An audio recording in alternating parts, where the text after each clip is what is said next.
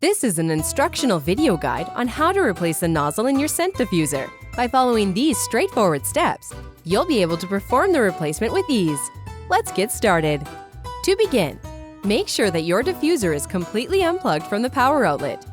Remove the top head of the diffuser by twisting it counterclockwise and then remove the fragrance oil bottle. Using a pair of tweezers, gently wiggle and remove the old black nozzle from the diffuser head. Take your time to ensure a careful removal. Now let's place the new nozzle into the diffuser head. Press the new nozzle firmly into the top of the diffuser. This step ensures a secure fit for optimal performance.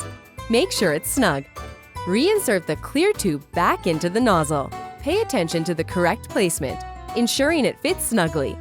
Be sure to secure it firmly into the small round tube holder within the nozzle.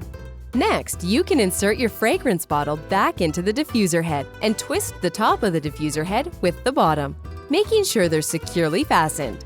Plug the diffuser back into the wall outlet to power it on. You've now successfully replaced the nozzle inside your scent diffuser. If you have any further questions or need assistance, don't hesitate to reach out. Enjoy your renewed Scentiment experience!